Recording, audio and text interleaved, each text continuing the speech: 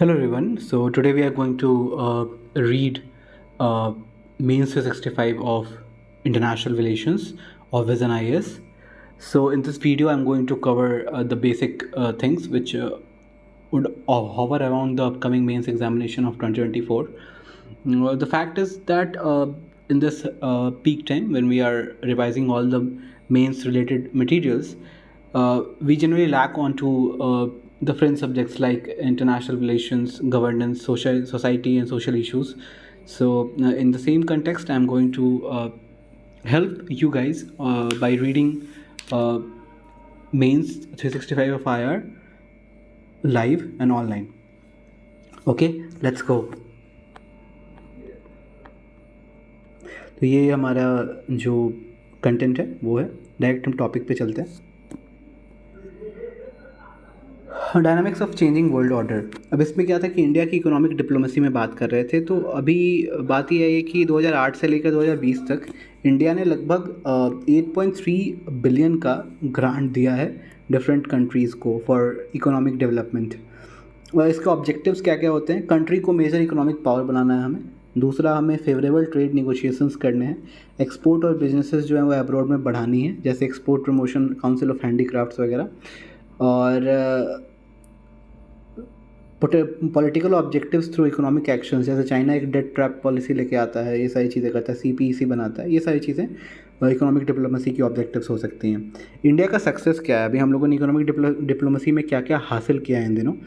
तो PLI schemes लेके आए हैं, आत्मनिर्भर भारत अभियान लेके आए हैं, इसमें FDI नॉर्म्स को लिबरलाइज़ किया है। इसके थ्रू डिफरेंट कंट्रीज़ के डिफरेंट इकोनॉमिक प्लेयर्स इंडिया में आके बिजनेसेस कर रहे हैं। Financing through multilateral platforms, India UN development fund लेके आए हम, उसमें मल्टीलैटरल प्लेटफॉर्म के थ्रू हम फिनांस करते हैं अपने कामों को।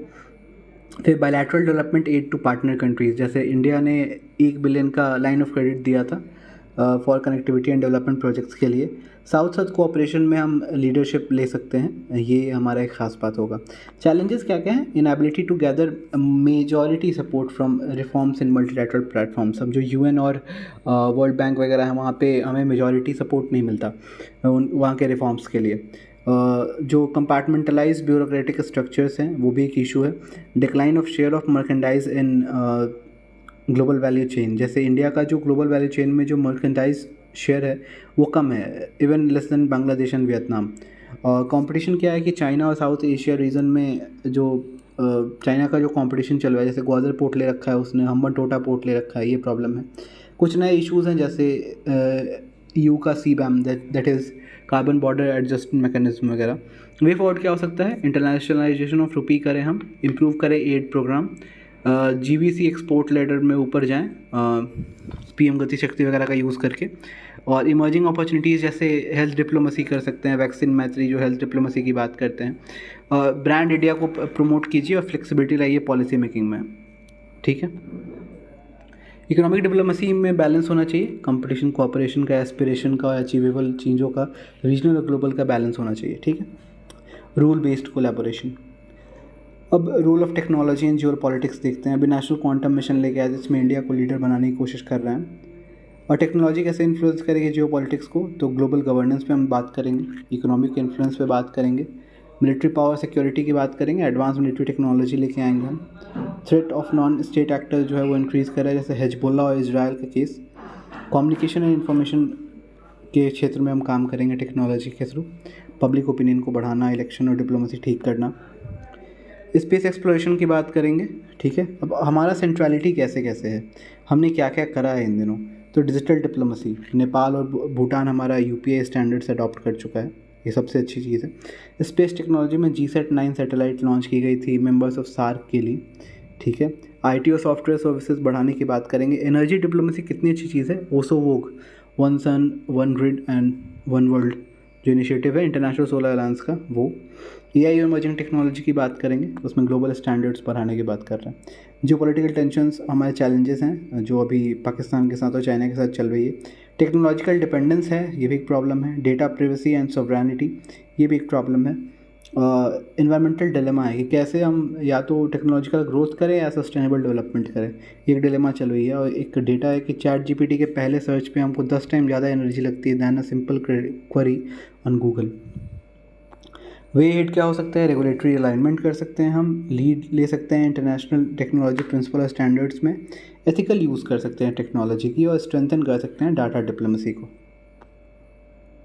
डिजास्टर पॉलिसी में अभी 6th एडिशन हुई international conference on disaster resilient infrastructure का इंडिया में। उसके बाद से डिजास्टर डिप्लोमेसी में अभी use of foreign military and civil defence assets in disaster relief में यूज़ करेंगे, उसको ओस्लो गाइडलाइंस के थ्रू हम हाईलाइट करते हैं।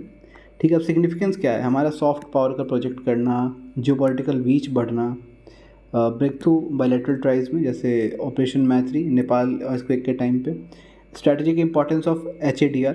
ठीक है, टिपिकली नॉन इंट्रूसिव होता है ये। ठीक है,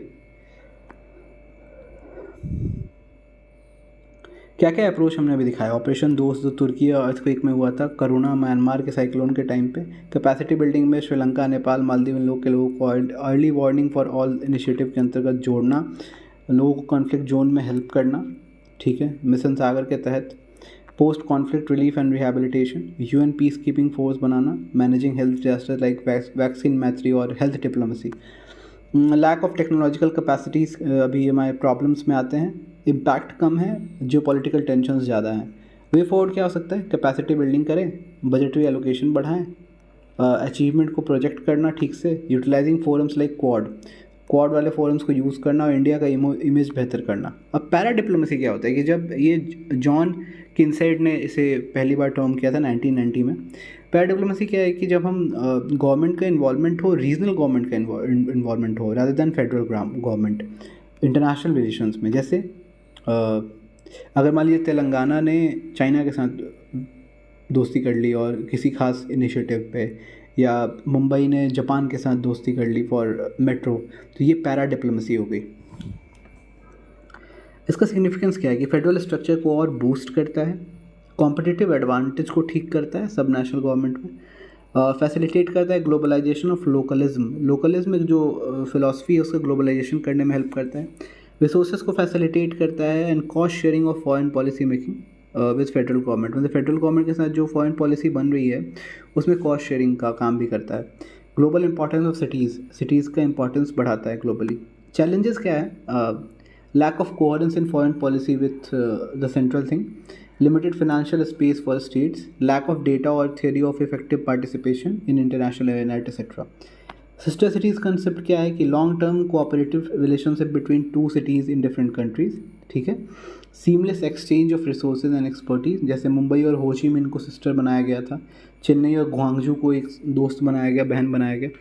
वे हेड क्या हो सकता है पैरा डिप्लोमेसी के लिए? बैलेंस कीजिए रोल सेंटर का और नॉन सेंट्रल गवर्नमेंट का, इफेक्टिव इंस्टीट्यूशनल मैकेनिज्म लेके आइए, स्ट्रेंथन कीजिए एग्जिस्टिंग कोऑर्डिनेशन मैकेनिज्म को जैसे इंटर स्टेट काउंसिल को, सो दैट पैरा डिप्लोमेसी को और बूस्टअप किया जा सके। इंडिया का स्ट्रैटेजिक ऑटोनॉमी देखते हैं, और इंडिया कितना स्ट्रैटेजिकली ऑटोनमस है ये देखते हैं। It is defined as capability to make decisions independent of external pressure, specially from great powers in major political areas और policy areas.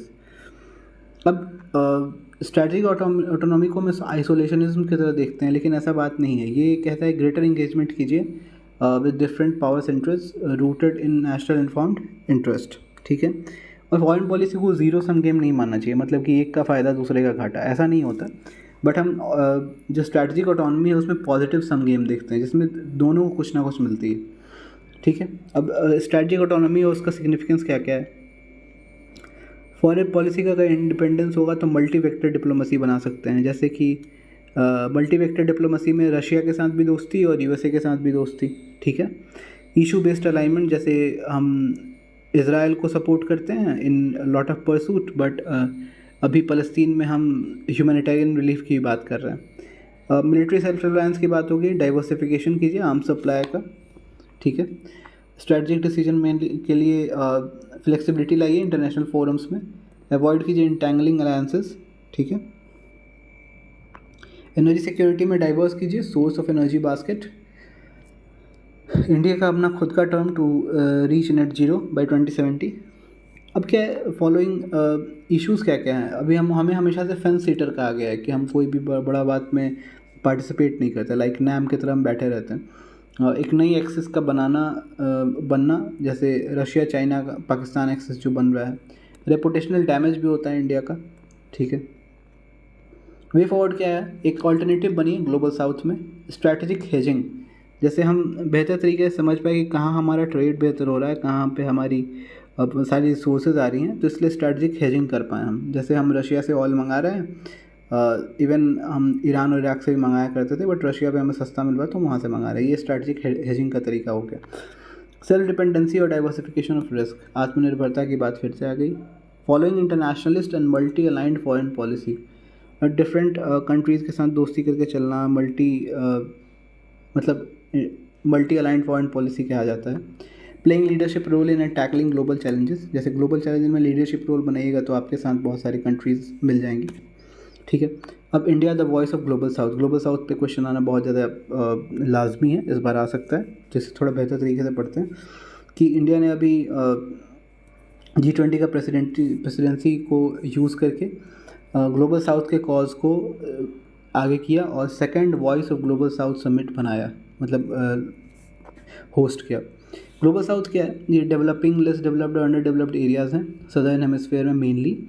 Brand report of 1980 में कहा गया था कि टेक्नोलॉजिकल एडवांसमेंट और GDP के बेसिस पे बनाया गया एक लाइन, तो इसमें ऑस्ट्रेलिया ऊपर है, ये बात ध्यान रखनी होगी, ठीक है। और जो भी एशियन कंट्री, अफ्रीकन कंट्री और मेक्सिको प्लस नीचे की एरियाज़ हैं, जैसे साउथ अमेरिका की एरियाज़ हैं, वो सब ब्रांड लाइन के नीचे हैं, ग्लोबल साउथ के पार्ट हैं। चैलेंजेस क्या क्या हैं ग्लोबल साउथ के, अंडर रिप्रेजेंटेशन ग्लोबल फोरम में, पहली चीज़। Geopolitical conflict of global north impact global decision making process, ठीक है। Diverging approach of the global north on normative issues, जैसे lack of consensus between global north and global south over interpretation of democracy, human rights agenda etcetera, ठीक है।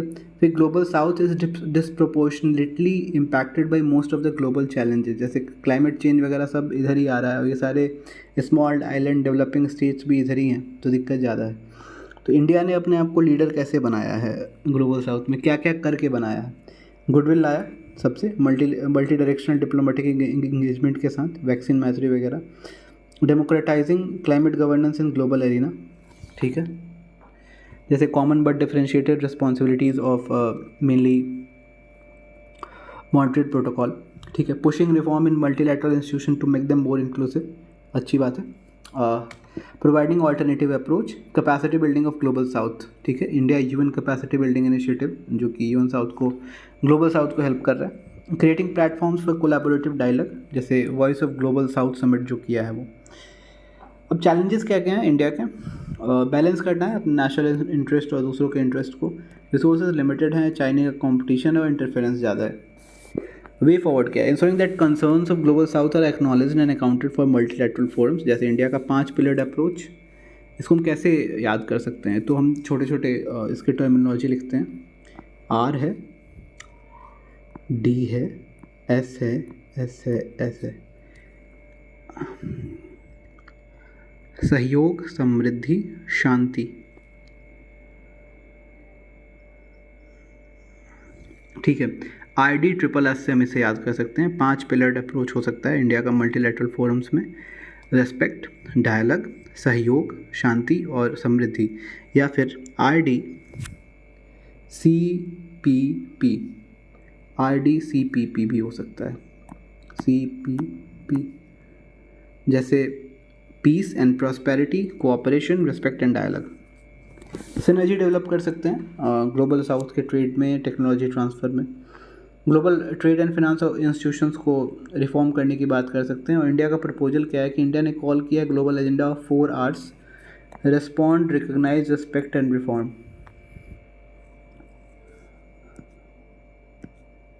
India को global unifier की तरह देखा जा रहा है, क्यों? क्योंकि इंडिया के प्रेसिडेंसी में वसुधैव कुटुंबकम, 1 अर्थ 1 फैमिली 1 फ्यूचर रखा गया था थीम। सिग्निफिकेंस क्या है वसुधैव कुटुंबकम का आइडियोलॉजी का, देखते हैं। ह्यूमन सेंट्रिक प्रोग्राम्स को या उसके प्रोग्रेस को इनकरेज कर रहा है। Inclusion by accepting diversity and not imposing uniformity, good.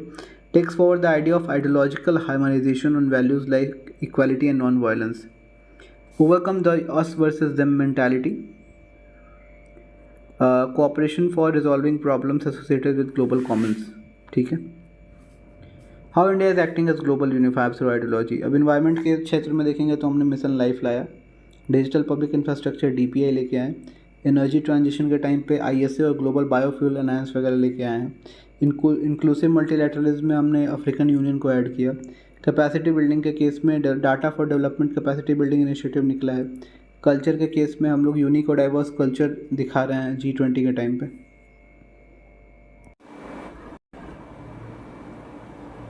Next हम देखेंगे कि इंडिया के डेवलपमेंट कोऑपरेशन के बारे में बात कर रहा है। पहले क्या हुआ था कि इंडिया ने इंडिया डेवलपमेंट इनिशिएटिव लाया था। उसके पहले हमने आइडियाज़ करके एक चीज़ लॉन्च करी थी 2005 में, जो कि 2007 में सस्पेंड हो गई थी।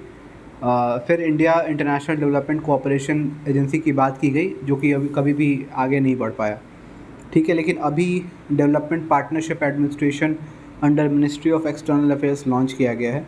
इसके अंतर्गत India technical and economic cooperation ITEC programme है, जो कि सपोर्ट करता है sharing of Indian development experience with partners country. इसी के तहत कंसेशनल लाइंस ऑफ क्रेडिट दी जाती है। 34.4 बिलियन का अब तक दे चुके हैं हम। Grants in aid project $4 billion का अब दे चुके हैं हम। Supplied 162.43 million doses of covid vaccines to 97 countries. आप समझ रहे हैं, लगभग 100 कंट्रियों को हमने वैक्सीन्स दी कंसेशनल रेट्स पे। इंडिया डेवलपमेंट कोऑपरेशन के 5 मोडालिटीज़ हैं, देखते हैं कि इसमें क्या क्या है। पहली, कंसेशनल फिनांस देंगे, कैपेसिटी बिल्डिंग करे, टेक्नोलॉजी की शेयरिंग करे, ग्रांट्स दे और trade wherein duty free and quota free access मिल जाए वहाँ पे।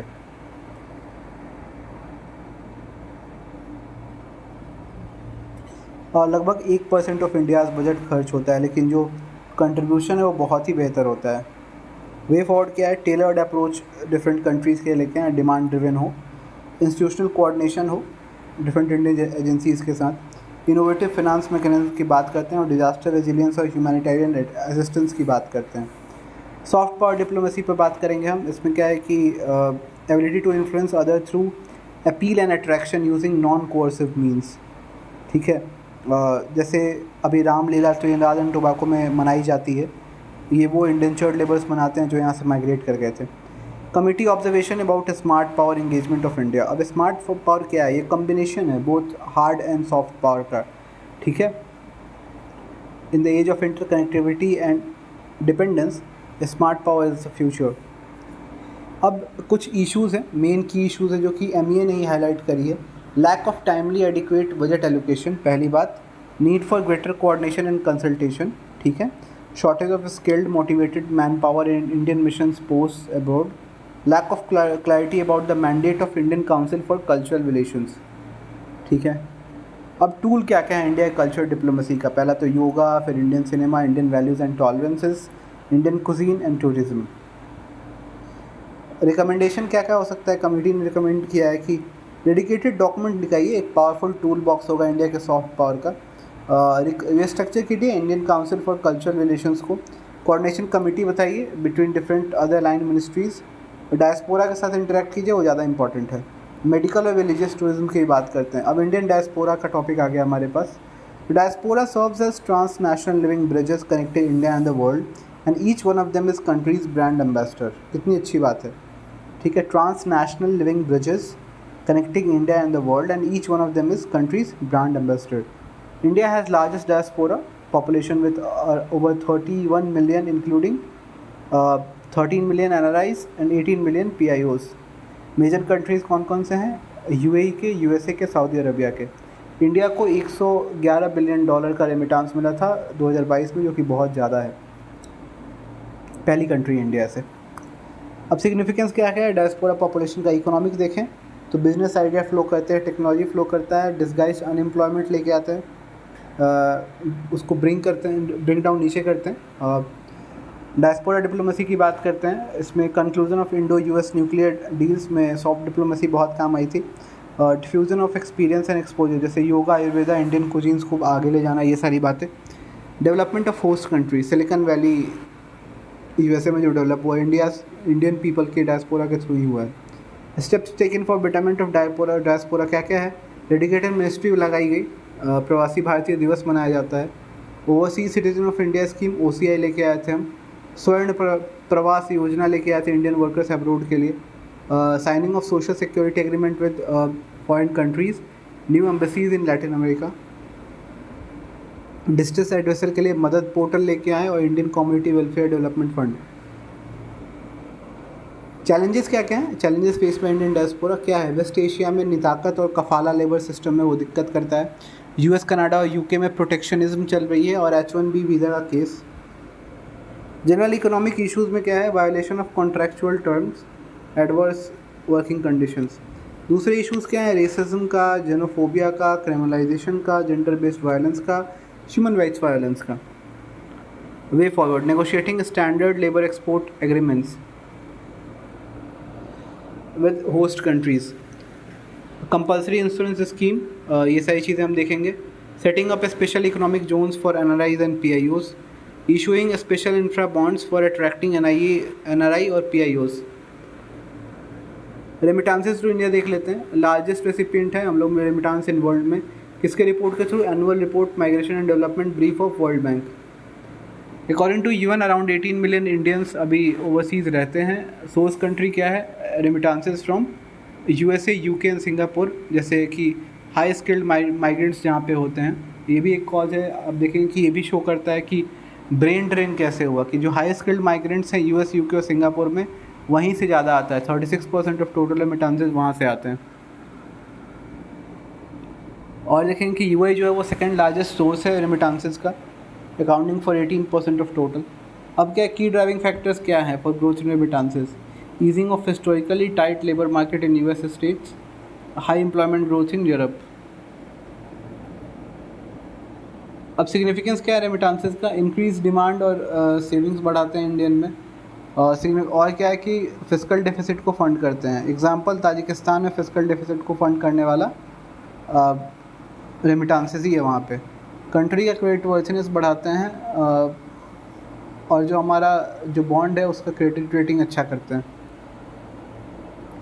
कंसर्न्स क्या क्या हैं? Restrictive measures by several country, जैसे internal checks at border in European Union वगैरह। हाई रेमिटांसेस कॉस्ट, जैसे बैंक के थ्रू भेजने पर 12% कॉस्ट लग जाता है। हाई इन्फ्लेशन और लो ग्रोथ। मनी लॉन्ड्रिंग और ब्रेन ड्रेन की बात है। Way forward, encouraging remittances flow through formal channels, labor markets and social protection policies, directly mobilizing diaspora finances through diaspora bonds। 2023 में NRI डिपॉजिट्स इंडिया में 143 billion हो गए थे। अब labour rules for workers abroad. Trade unions ने oppose किया UN और Haryana government को जो recruitment of workers to work in Israel primarily for construction activities.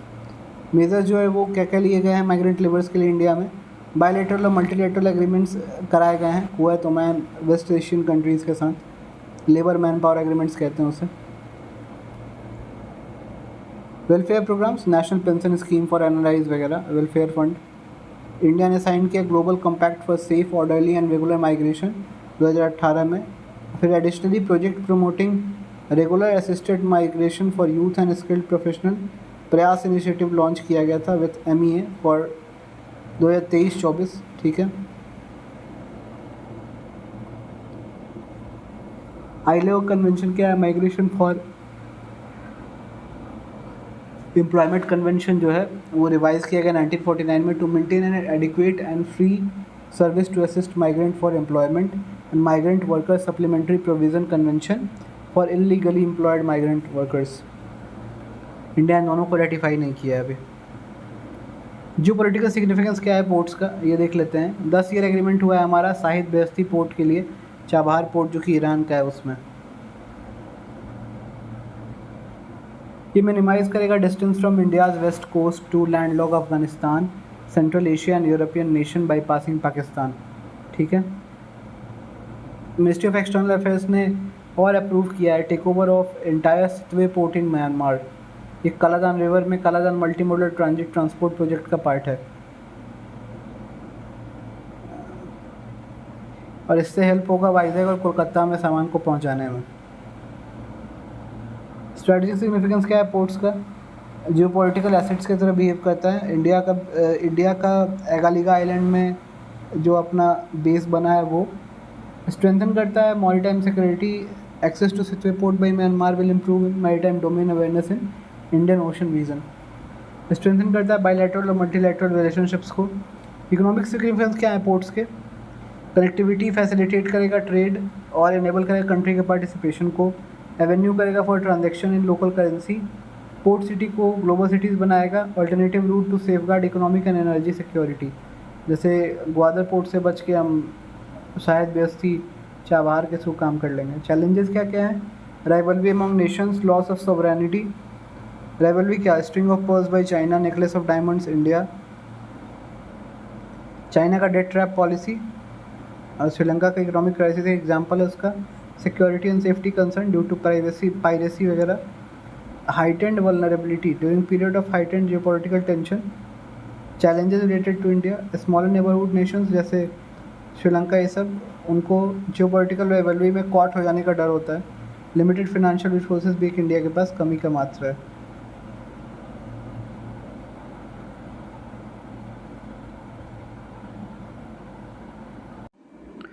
Crude oil को स्ट्रैटेजिक टूल मान के हम देखते हैं तो इंडिया जो है वो थर्ड लार्जेस्ट कंज्यूमर है ऑयल का आफ्टर यूएसए एंड चाइना। और मेजर सप्लाईज जो क्रूड ऑयल के इंडिया में वो Russia, Iraq, Saudi Arabia, UAE हैं। और फोर्थ लार्जेस्ट रिफाइनर है, सिक्स लार्जेस्ट इंपोर्टर है और सेवन्थ लार्जेस्ट एक्सपोर्टर है।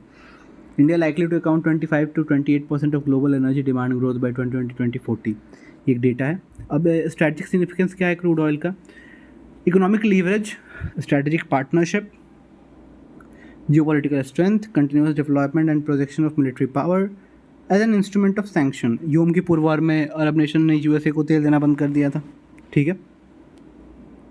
इन्हें क्या क्या इनिशिएटिव्स रहे हैं? हमने SPRs बनाए हैं अपने, एथेनॉल ब्लेंडेड प्रोग्राम चालू किया है, नेशनल पॉलिसी ऑन बायोफ्यूल चालू किया है 2018 का, 20% ब्लेंडिंग लेके आएंगे 25-26 तक।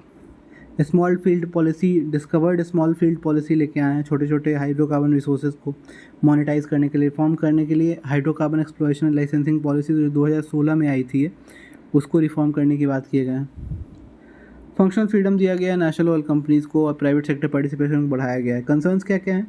प्राइस वॉलेटिलिटी का कंसर्न है, लो डोमेस्टिक प्रोडक्शन कंसर्न है, सप्लाई चेन का इशू है, इनएडिक्वेट स्टोरेज है। 74 दिन का है, 90 दिन का चाहिए हमें अभी। वे फॉरवर्ड क्या हो सकता है? Diversification of sources, reduce import dependency by increasing domestic production. Spot and term contracts दीजिए। एशियन प्रीमियम लाइए क्रूड ऑयल प्राइसिंग में, जो है उनको कम कीजिए, आई मीन, ठीक है। Exploration of alternative root of import, ठीक है। स्ट्रेंथन कीजिए crude oil pipeline network of the country. अब दूसरा पार्ट देखेंगे हम, regional and global groupings and agreement involving India and affecting India's interest. सबसे पहले इंडिया और G20 पे क्वेश्चन है, आई मीन टॉपिक है। तो G20 देखेंगे, हमारा अभी हुआ है सितंबर 9-10 को। तो जेनेसिस क्या हुआ था? 1999 में एशियन फाइनेंशियल क्राइसिस के टाइम पे जेनेसिस हुई थी इसकी। Shaping and strengthening global architecture and governance, ठीक है। वर्किंग G20 हर बार होता है रोटेटिंग प्रेसिडेंसी के तौर पे। ट्रॉइका में इंडोनेशिया, इंडिया और ब्राज़ील था अभी ट्रॉइका में। फाइनेंस ट्रैक और शेरपा ट्रैक की बात करते हैं। कोई परमानेंट सेक्रेटेरिएट और स्टाफ नहीं है, जिस साल जहाँ पे होगा वही उसका देखता है सब कुछ। 85% ग्लोबल पॉपुलेशन है। GDP ग्लोबल ट्रेड जो वो 75% है इसका, और 2/3 ऑफ वर्ल्ड पॉपुलेशन। अचीवमेंट क्या क्या है? फाइनेंशियल क्राइसिस को एड्रेस किया हुआ है, रेस्क्यू पैकेज कोविड-19 का लाया था, टैक्स रिफॉर्म लाने की बात कर रहा है। सिग्निफिकेंस क्या क्या है? ग्लोबल फाइनेंशियल स्टेबिलिटी को सपोर्ट करता है, एड्रेस करता है ग्लोबल डेवलपमेंट चैलेंजेस को, ह्यूमन रिसोर्स डेवलपमेंट और एम्प्लॉयमेंट की बात करता है, रिकास्ट करता है बायलैटरल टाइज को।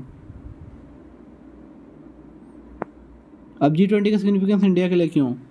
लीडरशिप दिखाने के लिए, वॉइस ऑफ ग्लोबल साउथ के लिए, इकोनॉमिक अपॉर्चुनिटी के लिए, इकोनॉमिक एक्सपैंड इंडिया का फुटप्रिंट के लिए, ट्रस्ट बिल्डिंग एक्सरसाइज के लिए, स्टीयर्ड ग्लोबल एजेंडा जैसे climate change agenda, women empowerment, इनको बढ़ाने के लिए। G20 के लिए चैलेंजेस क्या क्या हैं? डाइवर्जेंट इंटरेस्ट और priorities among member countries, effective power का ना होना, geopolitical tensions between G20 members and others like Russia Ukraine war, US China tension, inadequate response to global challenges, climate lackadaisical approach towards climate change and inequality, limited accountability और transparency है, protectionism बढ़ने जाने का खतरा है।